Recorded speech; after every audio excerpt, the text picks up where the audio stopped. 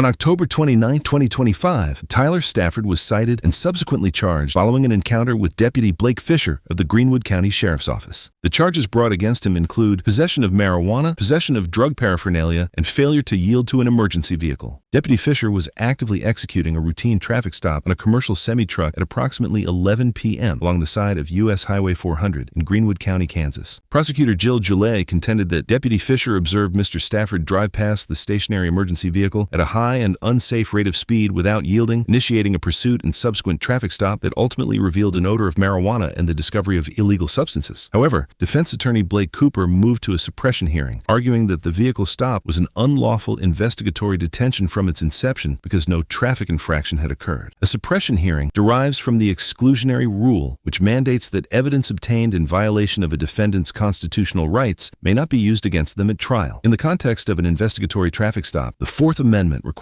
that law enforcement possess reasonable suspicion to justify the initial seizure of a motorist. On May 29, 2026, a suppression hearing was held before Judge Webster in the Greenwood County District Court of Eureka, Kansas, via a remote Zoom session. Deputy Fisher, please start your video. Raise your right hand. You solemnly swear the testimony you're about to give shall be the truth, the whole truth, and nothing but the truth, so help you God? I do. Thank you. You may lower your hand, and Ms. Gillette, you may proceed. All right. Could you please state your name for the record? Blake D. Fisher How are you employed? by the Greenwood County Sheriff's Office How long have you been so employed? since December of 2019. And were you on duty on October 29th of 2025? I was. Where were you on duty at when your attention was drawn to the defendant? I was already effectuating another traffic stop. I was on U.S. Highway 400 at the 343 mile marker in Greenwood County, Kansas. What drew your attention to the defendant's vehicle? I was standing outside of my patrol vehicle, making a phone call with a highway patrol trooper regarding the traffic stop that I was already on. And the defendant approached rapidly, failed to yield to my patrol vehicle. Okay. Did you notice any traffic coming from the other direction? There was a semi coming, yes. And if you can't move over, what would they need to do to yield to your vehicle? Slow down. And from your perspective, did he slow down? No, based on the rapidly increasing noise coming from the tires, I could tell he was approaching at a higher rate of speed. And Your Honor, I'm going to object to this testimony. This would require the testimony of an expert on speeds and sounds of tires and what that means. I would object to lack of foundation. He can So if you want testify. to have the officer, if you want to just go ahead and have him express his qualifications to make those comments.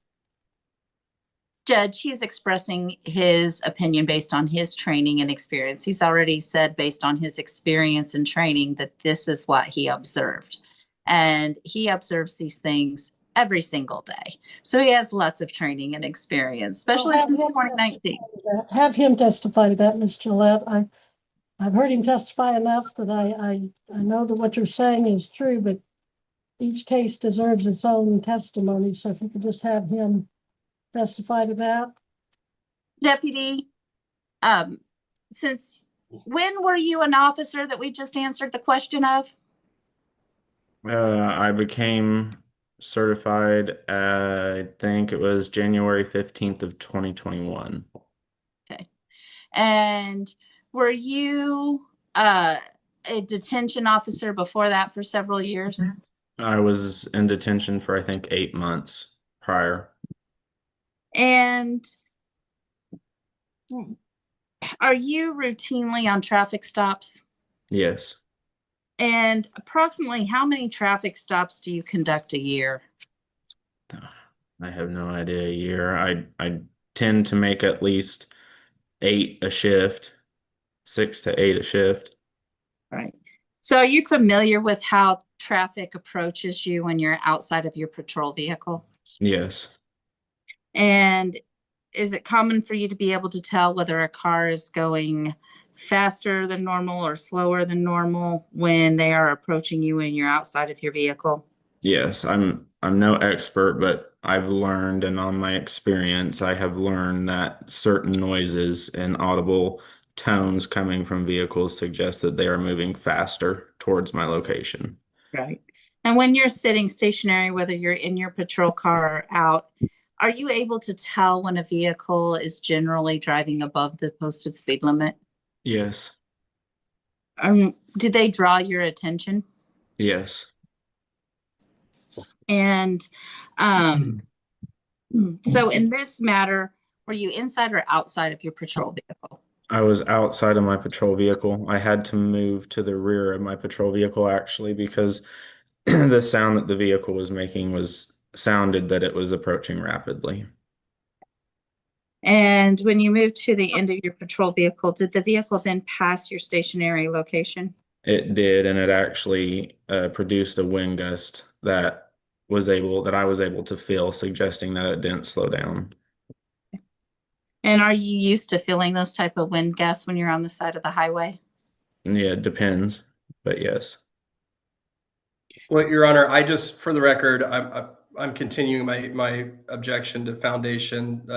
I think Deputy Fisher said it perfectly. He's no expert. Um, Laymen can make observations of what they believe speed is. I agree with that. But wind gusts and sounds of tires, I object to any allowance of that to determine anybody's speed or what they're doing. It's inappropriate. There's no foundation here. I don't know what the expertise would be, and so I'd ask the court to not allow that testimony. What are you wanting to keep out? The fact that he heard the sound of tires sounded fast and that he felt a wind gust?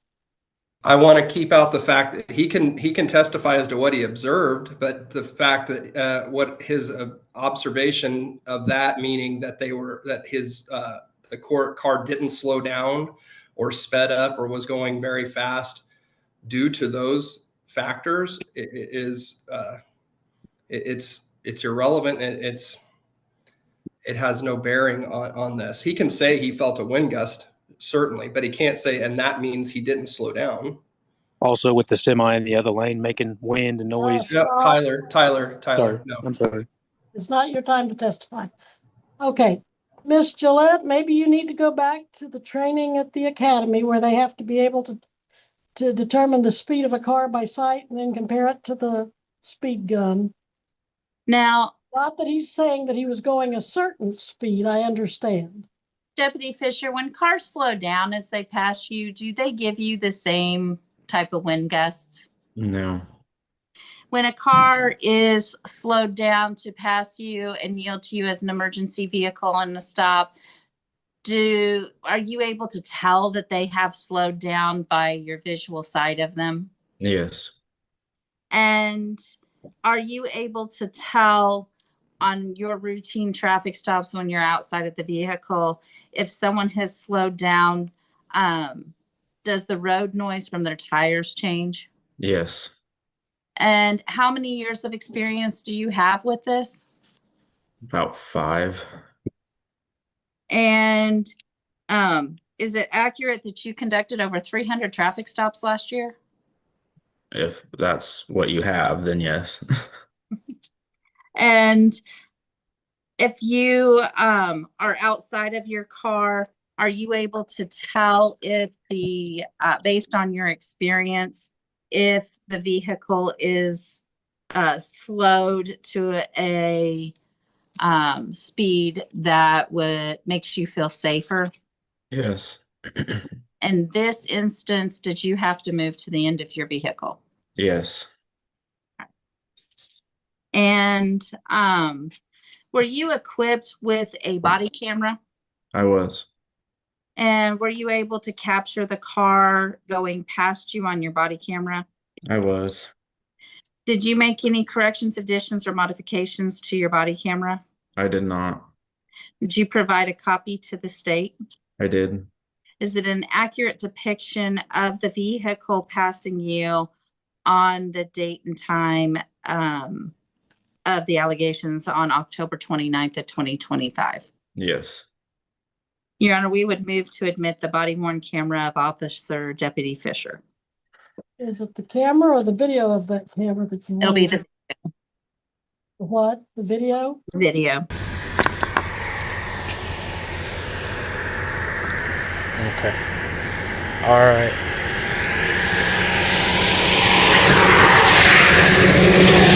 So go ahead, Ms. Gillette. And Deputy, so when you were standing by your car, you turned, what drew your attention to make you turn towards the vehicle coming? The audible noise. And then as it was approaching, did you feel that the vehicle was slowing down enough to be appropriately safely passing you? No. And did you move, where did you move to? The rear of my vehicle. Deputy Fisher testified that while he was conducting an unrelated traffic stop, Mr. Stafford's vehicle passed him in close proximity and at a high rate of speed, making the deputy fear for his safety and prompting him to initiate another traffic stop. Under Kansas statutes, annotated 8-1530, the driver of a motor vehicle approaching a stationary authorized emergency vehicle shall proceed with due caution, reduce the speed of the motor vehicle, and maintain a safe speed for the road, weather, and traffic conditions. The legislative intent of this statute is to guarantee the safety of law enforcement officers and other emergency personnel, thereby ensuring public safety during a traffic stop. Deputy Fisher testified that based on the sound of the tires, he could perceive the high speed of Mr. Stafford's vehicle. Mr. Cooper objected to the admission of this testimony regarding the perceived speed, relying on Kansas statutes annotated 60-456B. He argued that because Deputy Fisher is no expert on the subject of tire acoustics or possesses any specialized qualifications, the state failed to lay a proper foundation to permit Deputy Fisher to testify as an expert. Judge Webster overruled the objection, but allowed Ms. Goulet to ask the questions according to the deputy's experience. Were you equipped with a body camera when you stopped Mr. Stafford? Yes. And did you make any changes, corrections, or additions to that video before providing it to the state? No. And is it a true and correct, accurate depiction of your interactions on the October 29th of 2025? Yes. Your Honor, we will move to admit the body-worn camera of Deputy Fisher video. Is that the one we just saw as Exhibit 1? Nope, this will be the interactions with Mr. Stafford as Exhibit 2. Okay, Exhibit 2, okay. Any objection, Mr. Cooper? As it pertains to this motion, I have no objection. Is this just the statements that we've talked about that he made to Deputy Fisher? Yes. Okay, no objection. It'll also be Deputy Fisher trying to catch up to him and showing how fast he had passed and then still increased speed. So Admitted, Exhibit 2 admitted.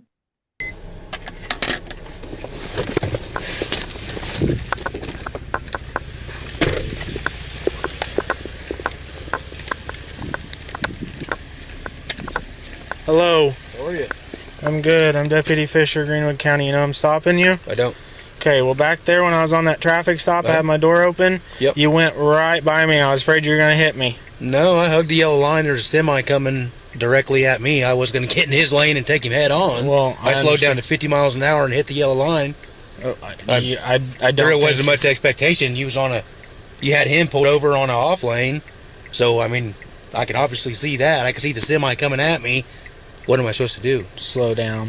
I was at 50. I seen you coming for 2 miles. I seen the lights. Okay, it I mean, I- didn't appear like you were going Yeah, 50. I seen you walking on the side of the road. I seen your door open. I seen a semi coming. I was Okay. clearly aware of what happened. Do you have your driver's license, Yeah, I- insurance, registration? Or no, actually, I was meant to turn to Fall River right there, and I seen your lights coming. I just dropped my dad off. I left my wallet. Or he dropped me off in my car. I left my wallet in his car right here at Fall River. He just lives a mile up the street. I give him my license number. Okay. I don't have my paper on me. You said you left your wallet? Yeah, my dad just lives a mile north right here on CC 50 Road. Okay, all right. Dwayne's Come out got it. here with me for me. Now we're gonna get me out of the car on the side of the road for Yeah. for this? Okay. Now we're being crazy, man. We're not being crazy. No, we're Come being on. crazy. Yeah. We're definitely not. You just told me I'm about to hit you. Now you got me on the side of the road for At this point, Correct. I do this for a living. Yes. Oh, I know you do. Yeah, I know. Okay, I'm very so well. stop. This is crazy. Stop. At this point. Okay, I smell pot. That's why I have you get out. Are you kidding me? No, I'm not kidding you. I smell pot. That's why I have you out. I've been, dude. I've been working. Are at there any shop all weapons? day. Are there any I have weapons? no weapons. I have no nothing. Okay, No. can I pat you down? Sure. I don't think I have my pocket knife. I might have pocket knife in the pocket right here. A little bitty old timey. In the first video, you had said, what statements had you made regarding the passing of this vehicle that he was driving? As in, Did you make any statements at the time that he passed you and right after? yeah, as I was on the phone, Yes. I told the trooper that I felt like I almost got hit. Yes. And did you feel, from your perspective as the officer on the scene, that that his speed was dangerous to you? Yes. Ms. Gillette concludes her direct examination of Deputy Fisher, in which they present the body cam of the deputy approaching Mr. Stafford's. In the recorded interaction, Mr. Stafford stated that he saw the deputy's emergency lights from 2 miles away and reduced his speed to 50 miles per hour. He explained that a semi-truck traveling in the opposite lane forced him to drive close to the center line rather than moving further away. Section 8-244 of the Kansas statutes. Annotated, every licensee shall have such a person's driver's license in such person's immediate possession at all times when operating a motor vehicle. Since Mr. Stafford's didn't have his license, it seems that Deputy Fisher got suspicious and asked Mr. Stafford's to get out of the car. And under the landmark 1977 of the Supreme Court case Pennsylvania versus Mims, law enforcement officers may categorically order the driver out of a vehicle during a routine traffic stop as a matter of officer safety. When Mr. Stafford's cooperated with Deputy Fisher's order, the officer allegedly smelled of marijuana, which led to the charges including possession of marijuana and possession of drug paraphernalia. After Ms. Gillette finished her direct examination, Mr. Cooper started his cross-examination. Thank you, Judge. Deputy Fisher, along that, let's first talk about the positioning of the vehicles. You had a semi-truck trailer pulled over for some other separate reason, correct? Correct. You had been on the side of the road with this vehicle for some period of time, and the driver of that vehicle, he's the one we see in the passenger seat of your patrol vehicle. Is that correct? Yes. Okay. Now that truck is pulled over and we can see a white line. It's pulled over to the right of a white line, correct? The semi truck is? Correct. Okay. Is your car pulled over to the right of that white line? No. Okay. Does that mean it's hard to tell. Does that mean your car was in the middle of the actual drive or the road where cars coming that direction would drive, or were you still out of the roadway? I was in the roadway partially. I was just across the white line, so that way the semi driver could see the red and blue lights. Okay. So just partially your vehicle was over the white line, but in the lane of traffic that Mr. Stafford was driving through. I believe so, yes.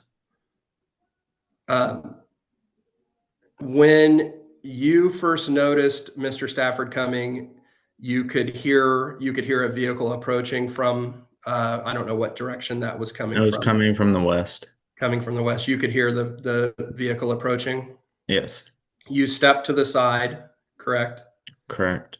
And the car passed, correct? Yes. How far away was the car from you? I don't know. Could you estimate? No. It was close enough to make me feel estimate. Let me get this. You can estimate how fast somebody's going by the wind, how fast a wind, but you can't estimate how far away a car was when it passed you. It was close enough to make me feel uncomfortable. I can't give you an exact estimation. I didn't give an exact speed when they went by. It was close enough to know that he made me feel uncomfortable. Okay. But you didn't get hit. No. The car didn't, it didn't come within inches of you. It was feet away, right? Probably 6 to 8 feet, maybe 10 feet away, correct? Maybe. Okay. he passes, and as he's passing, there is a semi truck coming. If he's going west, there's a semi truck at the exact same moment coming from the east on the other side and on the other lane of traffic. Correct? Correct. Okay. You would agree that to change lanes or to go into a passing lane at that point in time would have been unsafe for Mr. Stafford to do. Yes, I agree that him changing lanes, but Okay, as he told me, that's my question. Thank you for the traffic and road weather conditions. That day, would you agree it was dry? There was no rain. It wasn't snowing. There was no correct. weather. It was dry, correct? Correct. Okay. After Mr. Stafford's car passed you, so that along that lane of or that line of roadway, is the speed limit 65 miles per hour? Yes. Okay. So slowing down to 50 would be reducing speed, correct? Yes. Okay. After Mr. Stafford passes, would it be reasonable to expect that he might then speed back up to the speed limit of 65? He might have. And he explained to you at that time that he had seen you, and he was trying to explain to you that he used what he believed was due caution when passing you, correct? He said he saw me 2 miles back and that he slowed to 50.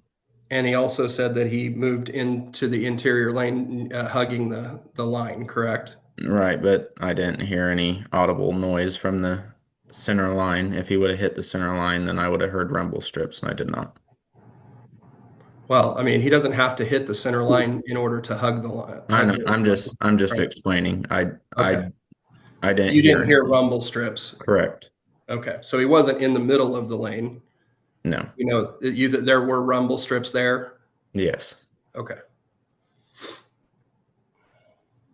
I don't think I have any further questions. During cross-examination, Deputy Fisher testifies that his car was partially in the roadway instead over the white line as the truck. Under Section 8-1506 of the Kansas statutes annotated, a police officer operating an authorized emergency vehicle and acting in the performance of official duties may lawfully maintain the patrol vehicle partially within the driving lane to establish a tactical safety corridor. But under Section 8-1530 of the Kansas statutes annotated, in order to convict a defendant of unlawfully passing a stationary authorized emergency vehicle, the prosecution must prove that an authorized emergency vehicle stationary on a roadway and operating in the performance of official duties was making use of flashing visual signal, and that the defendant, while operating a motor vehicle upon approaching the scene, failed to proceed with due caution by vacating the closest lane, or, if changing lanes was unsafe or impossible, by reducing the speed of the vehicle to a safe and reasonable rate. In this case, Mr. Cooper seems to be seeking to establish that Mr. Stafford engaged in conduct consistent with early speed reduction and maintaining an ample safety distance, which would demonstrate deliberate conformity rather than a failure to yield. And since Deputy Fisher could not estimate the distance between the car from him, Mr. Cooper seems to undermine the officer's testimony by saying he could guess the speed and acceleration of Mr. Stafford's car, but not the distance between the car and him. No, Your Honor, the state will rest. All right. And Mr. Cooper, you said you wanted to call your client, I believe it was? I do, Your Honor. I call Tyler Stafford. Mr. Stafford, please raise your right hand. Okay, go ahead. Do you solemnly swear the testimony you're about to give shall be the truth, the whole truth, and nothing but the truth, so help you God? Yes, ma'am. All right, thank you. You may lower your hand, and Mr. Cooper may proceed. Please state your name. Tyler Stafford. Mr. Stafford, you're the individual who was stopped on October 29th of 2025. That you're the subject of this case, correct? Yes, sir. Okay. You had a chance to view the videos that Ms. Gillette played for us? Yes. Okay. I got cut off on the end of the first one, but I remember vividly what had happened. So. Okay. And you've had a chance to watch the videos prior to this? Yes. Okay. I just want to talk about what you did that day. You agree that you passed by Deputy Fisher that night, correct? Correct. Okay. I want to start with when you first observed. Do you remember what time of day this was? I know it was pretty. I can't remember exact time, but I know it was pretty late because me and my dad were working late in Chanute, and he had gave me a ride back to Severy, and dropped me off there at the house. And I didn't realize that I'd left my keys and my wallet in his car to my house. So I drove that car and was headed back to my dad's. So it was like 11 or midnight, I would say, or somewhere close. I know it was pretty late. Yeah, about five or so to 11. Would that be Yeah. about Oh, right? yeah. Yeah, that would be Okay. pretty close. Yeah. So it's I was just locked dark. out. Yeah. Okay. It's October 29th. Again, would you agree with Deputy Fisher that the roadways were dry? There was no actual what we would consider weather? Correct. No, the driving conditions were perfect. Okay. Because of it's nighttime, because it's dark, you're able to see where Deputy Fisher and this semi truck are pulled over to the side for some time before you approach them, correct? Correct. So you guys had mentioned earlier about going east and west. I was actually traveling east and the semi was heading west. Okay. We had it backwards. Yes, you guys had it backwards. But anyways, so yeah, when you come around headed from Severy to Fall River and you pass X Road and come out of the 4-lane, it instantly turns you back headed straight east. And you can see from there all the way to the rock quarry, which is a couple miles. And at dark, you could really see the flashing lights from, it was at least 2 miles away. I could see, as soon as I come around that corner, I could see the flashing lights way ahead of me. So I knew that either it was a wreck or somebody was pulled over or something quite a ways ahead was going on. So I was already being cautious coming up to them. Okay. How could you estimate for how long did you approach seeing that stop? I mean, about 2 minutes, 3 minutes that you were. I would say probably a minute and a half, as long as it takes to get 2 miles going 65. I had my cruise set on dead 65 when I first got on the highway. So I would say a minute and a half, minute 45 seconds, 2 minutes max. Okay. So you see this approaching. Are you aware of and let me, this is a 2-lane highway, right? East Correct. and west. Correct. Does each side has a shoulder, a sort of a wide shoulder? Correct. Yes. Is this somewhat akin to what we might call sort of a Super 2 highway with large shoulders? And I would think so, because you could fit a full semi on the shoulder without being in the grass and without being in the lane if a guy had. And you could see that in the video, correct? Yeah, and so there was a little misconception on where he's actually parked. He's not just parked on the shoulder. The shoulder jogs over, and he's actually in a turning lane. His car is sitting in a turning lane, so his left side tires is on the left side of a white line that is in a turning lane. So the lane that I'm in is actually the half a lane width that I'm over, plus the 3/4 of a lane of a turning lane that he's sitting in. So his tires are not in the lane of traffic. Okay. It's been hard for me to tell that. And so he's not at all in your lane of traffic. No. He's clear over. His right side tires are on the shoulder. His left side tires are in a turning lane. And then my full car is in the drivable lane headed east. Okay. Yep. And I didn't get on the rumble strip. I just stayed tight to the yellow line where I felt safe with that semi coming at me. All right. So you're aware of the law that we're talking about here, that it's technically speaking, it's called the duty of the driver on approaching an authorized emergency vehicle. You're aware of what you're supposed to do in that situation, correct? Oh yeah, for sure. I drive a semi part-time for work. So I'm very aware of road conditions and road safety and all of that. I got a really clean driving record, and I've always been very aware. Do you also have a CDL? Yes, I have a CDL. I've had a CDL for going on 10 years now. I've never had a ticket or a wreck or anything on hardly my driving record for a car or a CDL at all. Okay. As you're approaching the stop, you've seen it for a while. As you're approaching, tell Judge Webster what it is you do and what's going through your mind and why you do it. So I reduced my speed first, coming up on it, because I still wasn't aware if it was a wreck or somebody just pulled over. I got the red and blues from his lights glaring at me. I got the semi coming at me also on the other side. So I'm 10 and 2, trying to keep a very tight rope, hugging the yellow line at my reduced speed. As I did get closer within good enough range to see what was happening, I could tell it was just a traffic stop. And I was also aware that there's the officer on the side of the road. I could see him standing there looking towards the opposite lane or kind of towards me. And as I mentioned in the video there also, once I got close enough, I feel like I made eye contact with the officer and held my lane, for the split second and everything going on at once, and went through at 50 to 50, under 55, 50 to 52 miles an hour. And then picked my speed right back up as I passed the stop and set my cruise back on 65 and kept going. Can you estimate approximately how far the passenger side of your vehicle, that you're on the driver's side clearly, the passenger side, what kind of car are you driving? It's a Hyundai Azera. It's it's not a full size car. It's a mid-size car, I would say. Okay. It's not real Approximately big. how far away is the deputy from the passenger side, or where the side of your car when you pass him? I would say, so the lanes I'm pretty sure are either 12 or 14 foot wide. The drivable lane, I'm not sure how wide the turning lane is. I'm not sure how wide the shoulder is, but I would say it is 16 to 24 feet from the right side of my car to the door of his car sticking out. His door was wide open on top of that. So, Okay, so the door of his car was sticking out farther than he was. Yes, correct. Yeah, he was Okay. standing farther back in and the door was sticking out. So you would estimate you were something like 16 to 24 feet away from him? Yes, at minimum, I was 16 feet away. Okay.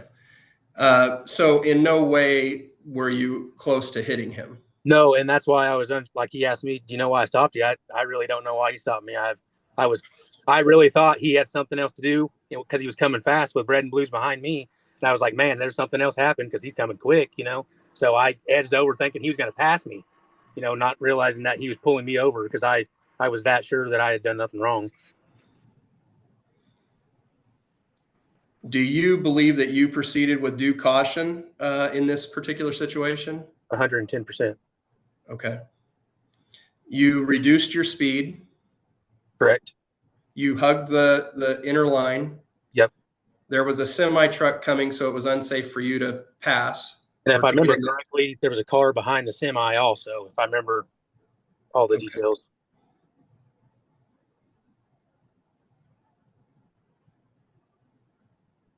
So it was not possible to change into the other lane, correct? No, if it was, I sure would have, because I'm real heavy on safety. I mean, I had my brother-in-law was killed in a freak accident, and I'm heavy on safety and family and keeping people alive. I'm just, like I said, I got a very clean driving record in my with my CDL and my normal license, and I'd like to keep it that way. Judge, I have no further questions. Thank you. Ms. Gillette may have some questions for you, Tyler. Any cross-examination, Ms. Gillette? Mr. Stafford, did you see the video that we played earlier? I seen the beginning of it when my phone died. I got cut off of the last 30 seconds, maybe, or a minute of the end of the first one. Do you believe that the video is probably the best evidence as to how close you were to Deputy Fisher? I think the video doesn't really do justice of where he's sitting and how far away I really was. Okay, so you think the video is wrong? I don't think it's wrong, but I think it's very hard to judge off the video how many feet's in between and how fast I was going. And do you feel that Deputy Fisher could have felt like you were too close to him? Oh, he could feel any way he would like. I mean, that's his feeling and his side, I can't control that. So with the road conditions and the traffic conditions, having a traffic stop there with a semi oncoming, do you feel you could have slowed down further than what you did? I thought 50 was very safe for how much room I had. Them being off in the turning lane, I thought it was safe.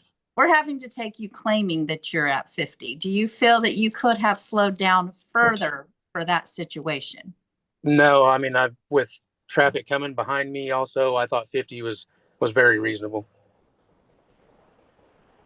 So if I played the video for you to watch again so you can see the entirety of it, can you tell me if you believe it's correct? Correct as in my speed or the distance, or? Yes, both. Both? Yeah, I mean, I don't have to tell the video. I seen my speedometer. I mean, I'm 100% aware of how fast I was going. And I drive the highway every day. My dad lives in Fall River. I live in Severy. The turning lane, there's a lot of room right there. I mean, he was off the road a long ways. So would you consider 400 highway a dangerous highway? Extremely. Yep. Could you agree with me that if there's a traffic stop on 400, you might need to slow down slower than even 50? Well, I know there's no really set speed on how slow, just what's reasonable and safe for road conditions. And I thought 50 was very reasonable. But you say you were going 50. Correct. Yep. my speedometer is correct in the car. No further questions for the witness. Ms. Gillette asked Mr. Stafford if he could reduce the speed more, and Mr. Stafford testified that 50 miles per hour was a reasonable reduction in that roadway. As said before in the video, under Kansas statutes annotated 8-1530, a motorist is legally required to vacate the lane closest to a stationary emergency vehicle if it is safe, practical, and lawful to do so. If changing lanes is impossible or unsafe, the driver must proceed with due caution, reduce the speed of the motor vehicle, and maintain a safe speed appropriate for the prevailing road, weather, and traffic conditions. In this case, Mr. Stafford's defense relies on demonstrating that his reduction to 50 miles per hour in a 65 miles per hour zone fully satisfied this statutory standard of due caution. Because an oncoming semi-truck physically prevented a lane change, his choice to maintain a steady, reduced speed and hug the inner line, which Mr. Stafford testified provided a safe physical buffer of approximately 16 to 24 feet from Deputy Fisher's open car door, was presented as the safest legal alternative. After Mr. Stafford's testimony, Judge Webster was ready for the arguments. I have to mute the other one before I can unmute this one or we get feedback. Your Honor, this is a case where Deputy Fisher perceives that he is almost hit. He literally verbalizes it. You can see in the video how close the defendant is to him and how fast he is going. You can actually hear the wind noise from his vehicle as it passed. Then you can see the semi pass and see that its noise is separate from the defendant's car. The statute says when you're on a highway that consists of 2 lanes, not a highway in section 1 that's 4 lanes or more, that the driver, but it's not possible to change lanes or to do so would be unsafe, which we have in this case. I'm not saying it's not unsafe for him to have gone in front of the semi. The driver shall proceed with due caution, reduce the speed of the motor vehicle, and maintain a safe speed for the road, weather, and traffic conditions. In this case, the traffic conditions show that Deputy Fisher is out with a traffic stop. He is outside of his vehicle, and you need to reduce. Heck, when I drive down the highway, I work with these officers every day, and it doesn't matter where I'm at in this country. I just went to Texas, and when I see a traffic accident, I slow all the way down. If I cannot get over, I slow even further down to make sure that everyone is safe. And in this case, you can tell by the video that that is not the case here, that Deputy Fisher felt that he could have been harmed, that this car was not reduced to a point that would be sufficiently slow for proceeding by a traffic stop where an officer is outside the vehicle on the driver's side, and that it is appropriate for Deputy Fisher to stop him for failing to yield to an emergency vehicle on the side of the road with its lights still on.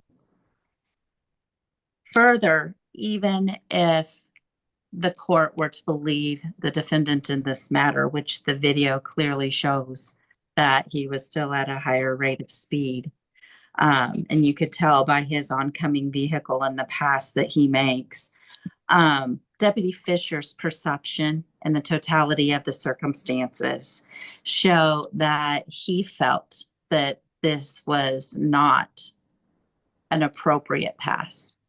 And we can't substitute our perceptions of the totality of the circumstances for that of the officer. He clearly says he was almost hit. He clearly believes that this vehicle is going way too fast, that it did not slow down sufficiently as it's passing him, and that the defendant did not heed cautionary as he passed him by. Even if there was a mistake of fact in this case, a reasonable mistake of fact would still allow Deputy Fisher to have made this traffic stop. And I'm not saying Deputy Fisher was wrong. I believe Deputy Fisher is 100% right in this video. Watching this video gave me cause for concern for Deputy Fisher's safety. But even if the court doesn't feel that way, a reasonable mistake of fact is still enough for Deputy Fisher to effectuate the traffic stop. And immediately upon effectuating the traffic stop, he smells the odor of marijuana. A probable cause search ensues, and the defendant is found with marijuana, which has now tested positive at the KBI lab, which is what I think the crux of this suppression is that they don't want the marijuana to come in. But I believe that this video shows Deputy Fisher could reasonably and absolutely feel that this was not a safe pass on this highway, and not at night, and not with an oncoming semi, and that you slow enough down that officers feel safe. And as I approach every scene, I do that. I don't know how many other people reasonably do that. I just have the experience of working with them every day, and I have had officers be almost hit multiple times. In this case, I believe Officer Fisher had 100% right to feel that way. And again, even if the court feels that he didn't have 100% right to feel that way, the reasonable mistake of fact or law would absolutely be a reason for Deputy Fisher to still have stopped this vehicle, and he had an immediate odor of marijuana. Mr. Cooper. Well, Your Honor, the good thing about the law is we don't take feelings into account. It's objective. This is in black and white. It's very easy to read. There's nothing ambiguous about the language in KSA 81530B2, which is what we're covering. Ms. Gillette referred to it, read through it. If a driver is not traveling on a highway of a type above, which is the 4 lanes that Ms. Gillette talked about, or if the driver is traveling on a highway of that type, but it's not possible to change lanes, we all agree it wasn't possible to change lanes. 100% agreement on that. Or if to do so would be unsafe, we agree that it would be unsafe to have changed lanes. Where we're at, Judge, is at the end of the statute, where it talks about the driver shall proceed with due caution, reduce the speed of the motor vehicle, and maintain a safe speed for the road, weather, and traffic conditions. Judge, I'd submit to you that the fact of the matter is no accident occurred. The video is very clear that Mr. Stafford's car passed by a vehicle, Mr. Fisher and the semi truck, Deputy Fisher's vehicle and the semi truck. Deputy Fisher's door was wide open. Deputy Fisher was standing inside the door toward the back of his vehicle. And even then, you can see on the video the amount of space between Mr. Stafford's car and in the open door, which is what would be closer to Mr. Stafford than Deputy Fisher ever was. You're talking, I don't know how wide a door can be, but that door is probably 4 or 5 feet wide. And so it gives you a good estimate of space of just how far away the car was, plus the space that was in between the door and Mr. Stafford's car. It's not as if Mr. Stafford even almost hit the car door. It's just plain as day. That's not what happened. And Deputy Fisher was not, regardless of what he says, was not almost hit. He was not even close to being hit. And as they say, it is what it is. The video shows that. And Deputy Fisher didn't get hit, and he didn't have to. We could talk about all the things. He didn't have to dive out of the way or anything. The car simply passed with space, plenty of space. My client estimated something in the area of 16 to even 24 feet. These are wide lanes with a change of lane with a shoulder, and he was hugging the center line as best he could. Didn't get to the rumble strips, but hugging. So he moved over. He reduced his speed to 50 and proceeded with due caution. And how do we know that? Because nothing happened. There was no accident. No one almost got hit. That didn't happen. That's a figment. That's just a fact. And you can see it. So no, I don't think any reasonable officer then could turn around and say, well, I need to stop that vehicle. Mr. Stafford followed the statute to a T, and that's what we need to be focusing on. He couldn't change lanes safely, so he didn't do that. He reduced his speed. He proceeded with due caution and considered the road and weather conditions, which everybody agrees were whatever your meaning of perfect is. There was no weather. There was no rain. There was no snow. It wasn't slick, in other words. It was just simply dry and a dry October night. So, Your Honor, that's the issue that we have here is Deputy Fisher's feelings. While I understand that people do have feelings, don't overcome the law. And the law is very clear, and Mr. Stafford followed it to a T. He testified. He's a longtime driver. He's a CDL driver. He's a safe driver. And that he was thinking about this all along. He saw Deputy Fisher coming up. He doesn't want to hit the deputy. And so with that being said, Your Honor, I don't think there was any reasonable suspicion on the part of this officer to stop. I think maybe, I don't know. I would only have to speculate as to what was going on at that point in time. It was late at night. Maybe there was some frustration, but the fact of the matter is Mr. Stafford didn't break the law, and no reasonable person could see it that way. And the biggest, again, the piece of evidence I have is nothing happened other than he passed safely. Thank you. Well, Mr. Cooper, you may not think I'm a reasonable person because I don't think the defendant slowed down enough to be proceeding with caution. He says 50 miles an hour was plenty slow enough to slow down. And the fact that he didn't actually hit the officer is argued that he was being cautious. But I did see the video. It didn't look to me like or sound to me like he'd slowed down enough to be proceeding with caution. It looked to me like he did nearly hit the deputy. The deputy says he nearly got hit. So that's just a matter of perception between the defendant and the deputy. But from what I could see, it looks to me like the deputy was very well within his lawful charge and duty to determine that the way that car passed him was unsafe, that the driver was not proceeding with due caution, and he had every legal reason to proceed after that car to stop it for failing to yield to an emergency vehicle. Now, ultimately, a trier of fact, be it a judge or a jury, will hear the evidence most likely and decide if count 3 occurred, if the defendant did fail to yield the emergency vehicle.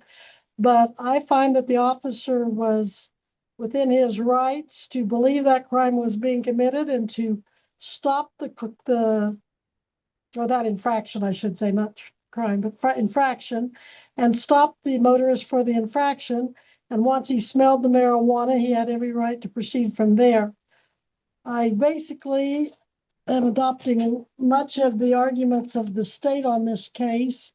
Judge Webster denied the motion to suppress the evidence, finding that the deputy possessed a lawful basis to initiate the traffic stop for failing to yield to an emergency vehicle. As I'm writing this episode, the trial was scheduled for June 23, 2026. The case illustrates the importance of a motion to suppress in the criminal process. A suppression hearing is a targeted procedural tool, and its resolution determines only whether specific evidence may be placed before the trier of fact. It does not determine ultimate guilt or innocence, and it is only one of many battles that may be fought over the course of a criminal prosecution. Furthermore, this hearing highlights the inherent friction between competing factual perceptions in courtroom litigation. While Deputy Fisher testified to a subjective feeling of danger, Mr. Stafford maintained that his speed reduction and physical clearance fully complied with the statutory mandate of due caution. Ultimately, the court determined that the deputy's assessment was objectively reasonable under the circumstances. However, as this matter demonstrates, an adverse ruling at a suppression hearing does not guarantee a conviction at trial. The evidentiary threshold required for an officer to execute an investigative stop is significantly lower than the burden required to convict a defendant. While the threshold legality of the police intervention was sustained, the state must still prove every element of the underlying criminal charges beyond a reasonable doubt. Comment below if there is a case that you would like us to cover. Thank you for watching, and don't forget to subscribe to see more case analysis.